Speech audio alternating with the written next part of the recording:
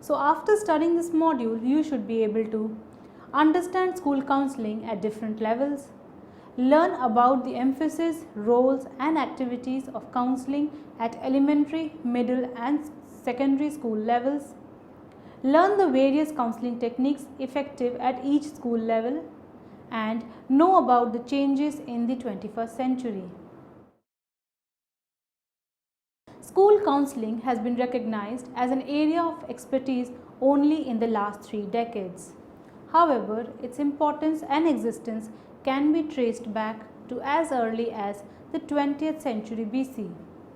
Although traditional school counseling has been considered to be important for young adolescents, research has indicated that interventions by a trained counselor benefits children of all ages, including the very young. Within the field of school counseling, the professional literature focuses on 3 distinct school age populations. First, the elementary school children, that is from grade KG kindergarten to 5th class. Second, middle school children, that is from grade 6 to 8th grade. Third, the secondary school children, that is from grade 9 to grade 12. Each of these populations has particular areas requiring intervention as well as universal needs. Let me first come to the elementary school counseling and guidance. Elementary school counseling is a relatively recent development. School authorities have now recognized the need for elementary school counseling. It is now being widely accepted that the need of the children at this level also is not merely academic development. Elementary school years set the tone for developing the attitudes and skills necessary for later years. Children develop into healthy, competent and confident learners in the present as well as future years. Through a comprehensive developmental school counseling program, the school counselors work with teachers, other school staff, parents and community to create an environment conducive for development as well as the academic growth of children. The first book on this subject was published in the 1950s. The discipline was almost non-existent before 1965. In fact, less than 10 universities offer training courses in elementary school counseling in 1964. Despite the first elementary school counselors being employed in the late 1950s, counseling as such did not gain momentum until the 1960s. In 1964, Congress passed the National Defense Education Act NDEA Title 5A, and counseling services were extended to include elementary school children. 2 years later, the Joint Committee on the Elementary School Counselors issued a report defining the roles and functions of the elementary school counselor, which emphasized the counseling, consultation and coordination. Government grants to establish training institutes for elementary school counselors were authorized in 1968, and by 1972 more than 10,000 elementary school counselors were employed. During the 1970s, the number of school counselors entering the elementary school counseling specialty initially leveled off and then fell temporarily due to the decline in school enrollments and economic problems. In the late 1980s, however, accrediting agencies and state departments of the public instruction made it mandatory that schools provide counseling services to the elementary level. This resulted in an unprecedented demand for elementary school counselors. Now let us discuss the emphasis and roles of elementary school counselors. Elementary school counselors are the front-line operators in the mental health movement in the educational setting. No other profession has ever been organized to work with individuals from a purely preventive and developmental perspective. Among the tasks that elementary school counselors regularly perform are the following. Number 1. Implement effective classroom guidance. They also provide individual and small group counseling. They assist students in identifying their skills and abilities. They work with special population, develop students' career awareness. They coordinate with school, community and business sources. They consult with teachers and other professionals. They communicate and exchange information with parents and guardians. And also, they participate in school improvement and interdisciplinary teams. The fact that the elementary school counselors can and do make a difference in the life of children they work with is a strong reason for keeping and increasing their services. That is one reason ASCA initiated its model. There is no denying that it is easier to handle difficulties during the younger years than at later years. Elementary school counselors who have a vision and follow it through can transform this culture of a school. The table highlights the comparison of the old and the new school culture.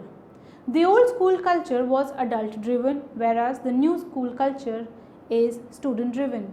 The other characteristics of the old school culture is that it is punishment driven, it has externally imposed discipline, it focuses on problems, it is competitive and non-collaborative until expected to change the individual, peer isolation, problem approached by adults using discipline, threats, paddle and behavior modification. Children try to solve problems by swearing, hitting and threats.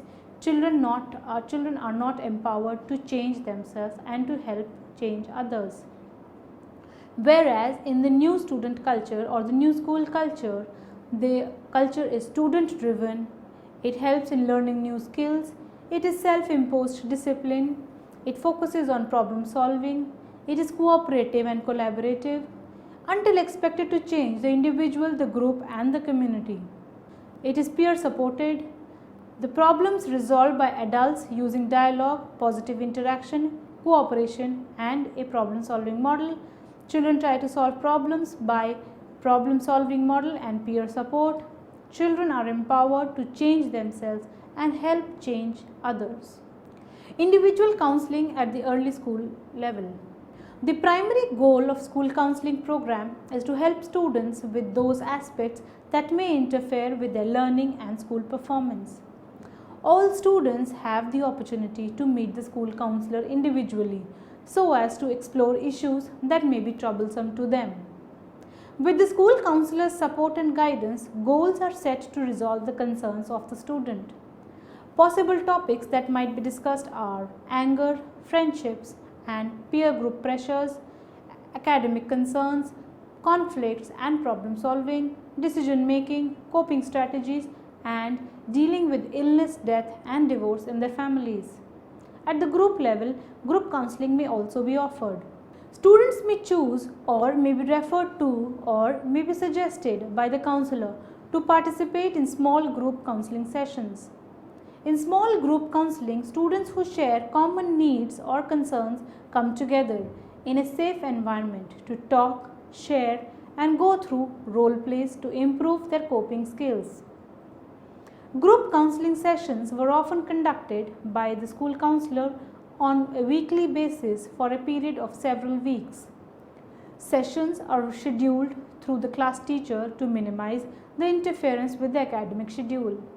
Group counseling sessions are usually scheduled during lunch break, the class activity period, before school or after school. Also, classroom guidance is provided. Classroom guidance activities are usually a part of the school curriculum. The objective of the elementary school counseling and guidance program focus primarily on the prevention aspect of the program. The counselor makes sure to visit each classroom every month in accordance with the monthly guidance calendar.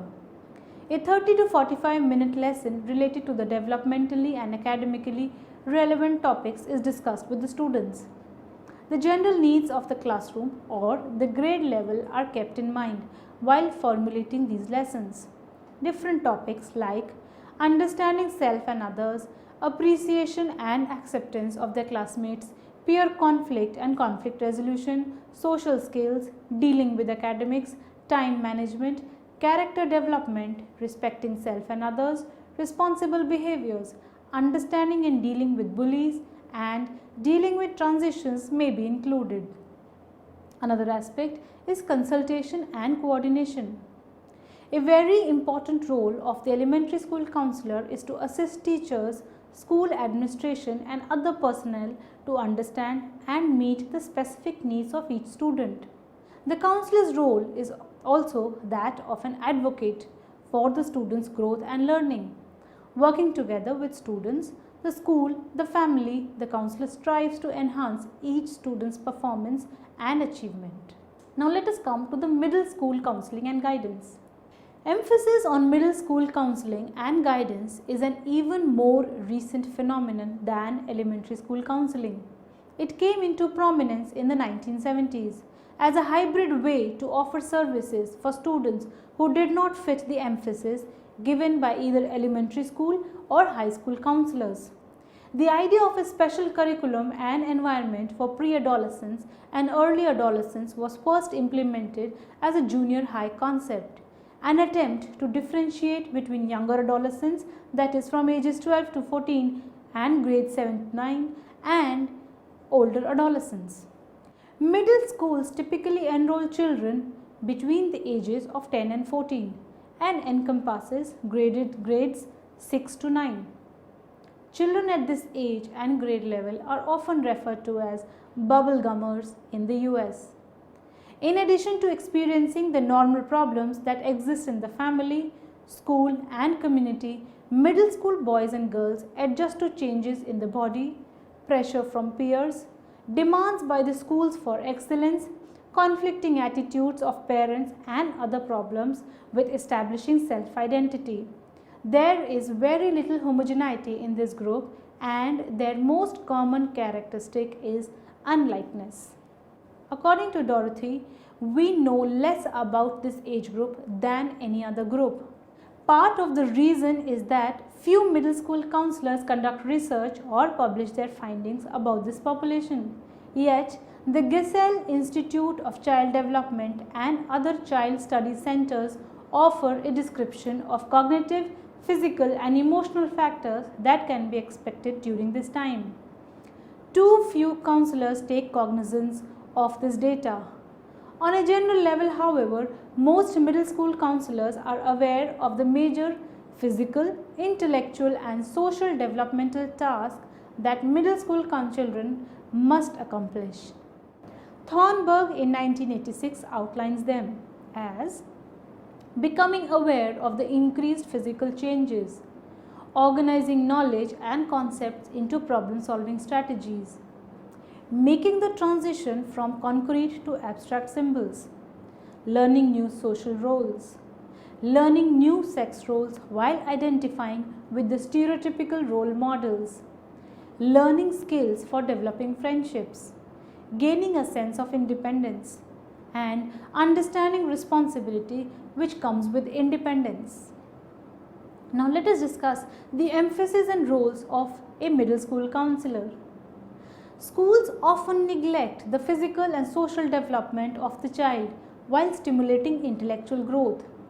Middle school counseling, like elementary school counseling, seeks to correct this imbalance by focusing on the child's total overall development. The emphasis is holistic. Counselors stress not only on growth and development but also the process of transition involved in leaving childhood and entering adolescence.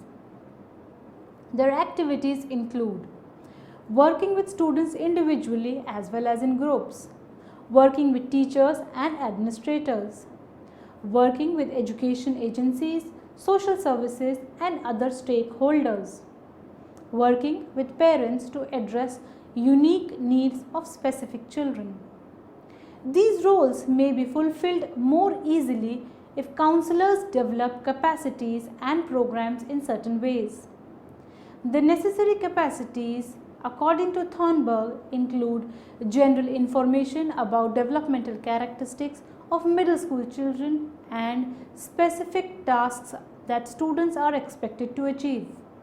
In addition, middle school counselors must understand the specific child with whom they are interacting and his or her perspective on the problem. Finally, middle school counselors need to know how to help students make decisions so that students can help themselves in the future and are not dependent on the counselor for problem solving needs. The ideal role of middle school counselors includes providing individual and group counseling, peer support systems, teacher and parent consultation, and student assessment. Now let us highlight some of the activities of middle school counselor. Working with middle school children requires both a preventive and a remedial approach. It is similar to dealing with elementary school children, except that counselors must break down barriers if they are to be truly helpful in a holistic way. The tasks involved are: number 1, prevention. One of the most promising prevention programs for middle scholars is number 1, the Succeeding in School approach, given by Gerler and Anderson in 1986. It consists of 10 50-minute classroom guidance units. This program is geared towards helping children become comfortable with themselves, their teachers, and their schools.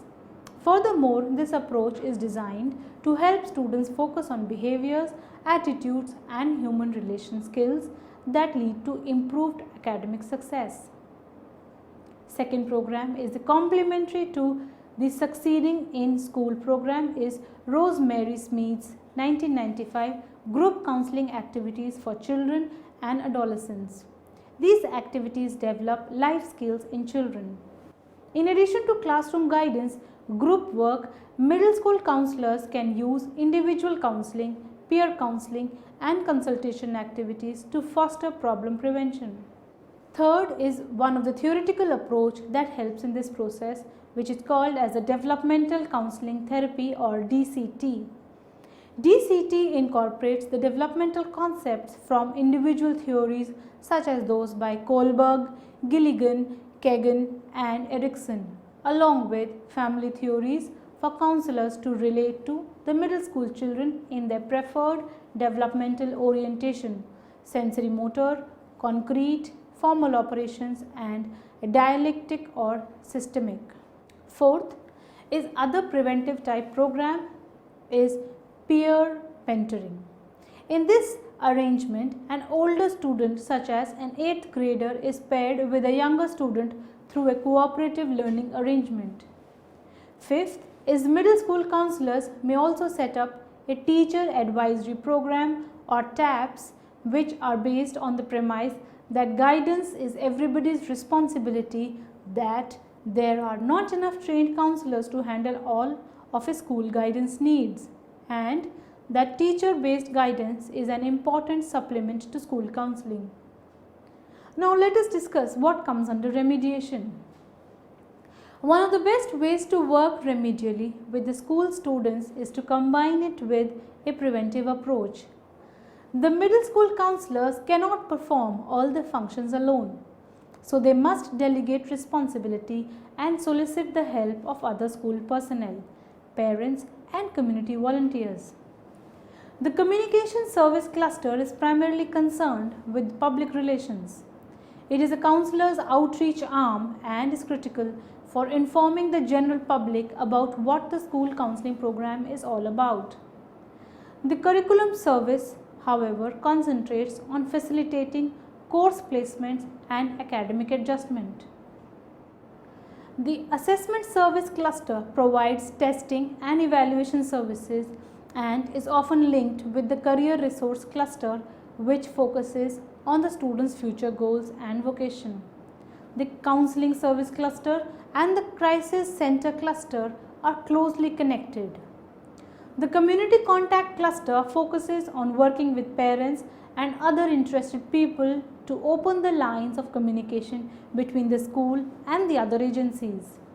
The Professional Growth Cluster provides programs for school staff and other paraprofessionals. This last task is critical to the counselor's success. Now let us discuss the secondary school counseling and guidance. Secondary level school counseling and guidance began in the early 1990s, when its primary emphasis was on guidance activities that would help build better citizens. Frank Parsons influenced the early growth of the profession, although John Brewer really pushed for the establishment of secondary school guidance in the 1930s. Brewer believed that both guidance and education meant assisting young people in living. Although his ideas did not gain wide acceptance at that time, but under the new name Life Skills Training, they have become increasingly popular. The growth of secondary school counseling was particularly dramatic during the 1960s. Today, there are estimated 1 lakh counselors in schools, many of them working with secondary level students. Now let us discuss the emphasis and roles of a secondary school counselor.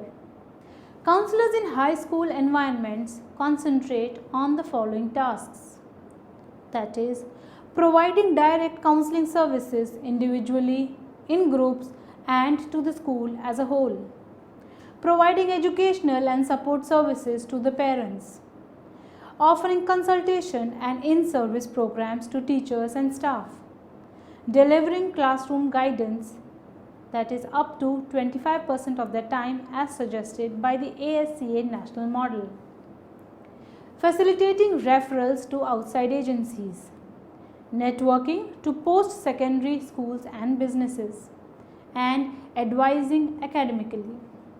Now let us discuss the activities of a secondary school counselor. The activities of secondary school counselors can be divided into several areas. In addition to evaluate their own activities, they are involved in prevention, remediation and intervention, and cooperation and facilitation. First is prevention. The secondary school counselors, like elementary and middle school counselors, stress preventive services. These efforts need to be comprehensive, multifaceted and integrated. The reason is that the adolescent problem outside the classroom and school problems are interrelated. Therefore, to address one situation and neglect the other usually won't work. One way to build primary prevention programs is to become familiar with the current popular songs. Second way is to run groups, particularly thematic groups, which brings together students experiencing similar problems and allows counselors to make effective use of their time and skills. Third way is to occasionally teach children preventive based curriculum offerings in the classes. Second is remediation. Secondary school counselors initiate remediation and intervention programs to help students with specific problems that are not amenable to preventive techniques. Third is cooperation and facilitation. It involves the school counselor in a variety of community and school activities beyond that of a caregiver. Counselors who are not aware of or involved in community and school groups are not as effective as they could otherwise be.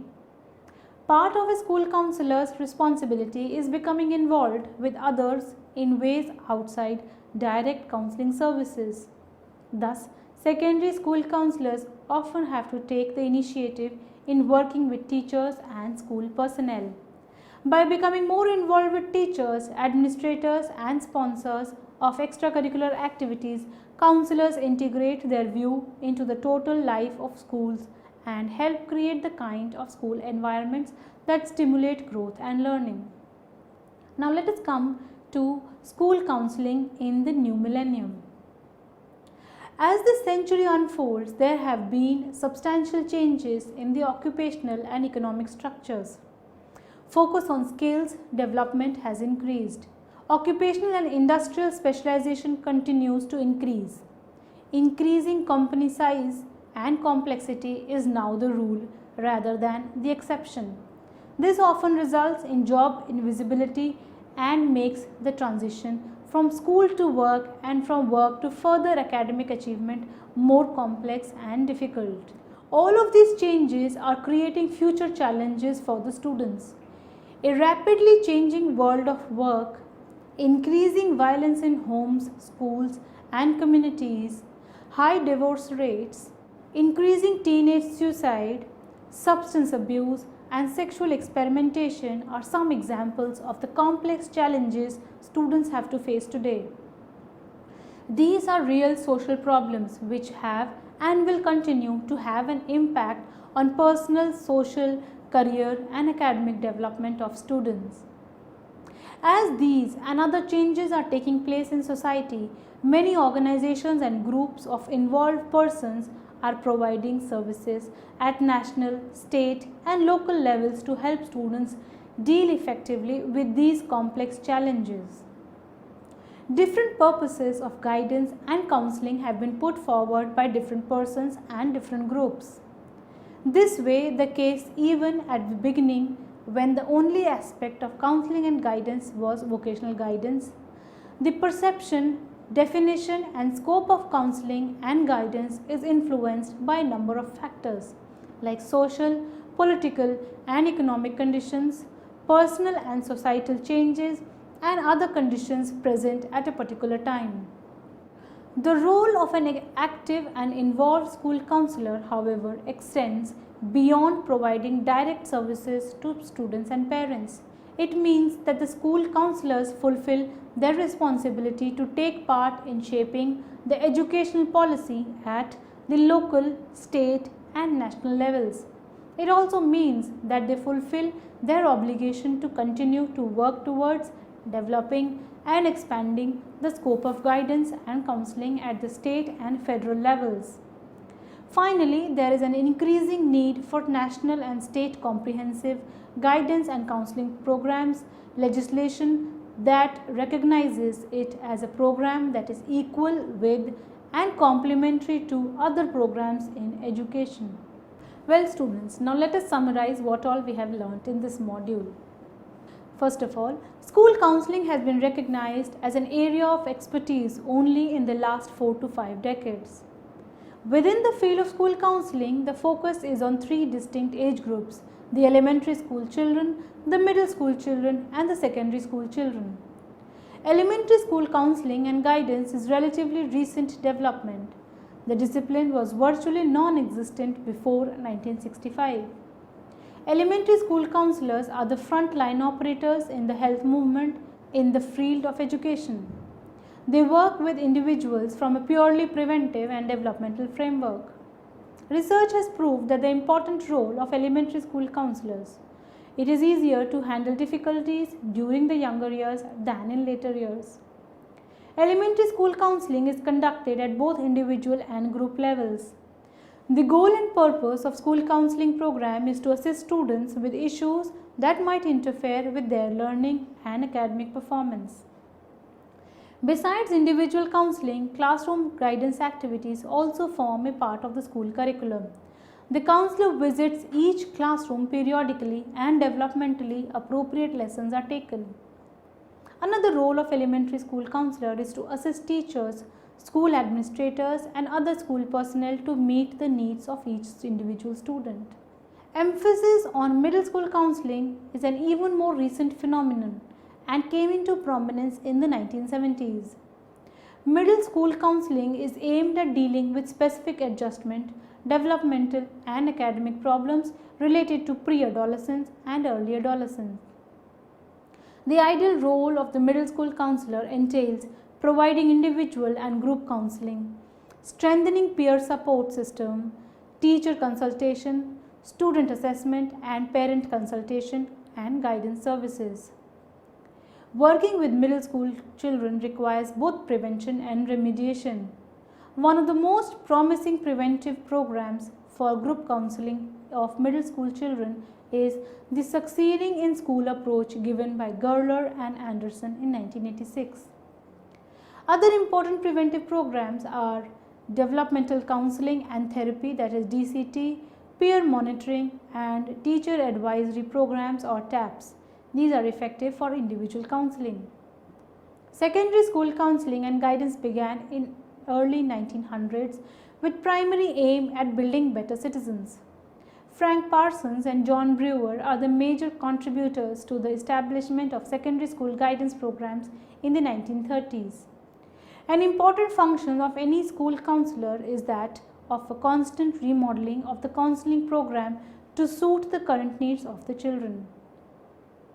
There have been substantial changes in the occupational, social, and economic structures in the 21st century. This often results in job invisibility and makes transition from school to work difficult. The role of secondary school counselor is to help students in this area by providing relevant information and developing job relevant skills. The vision for guidance and counseling in the present millennium is fully implemented comprehensive guidance and counseling programs which are and will serve all students and their parents, staffed by active and involved school counselors.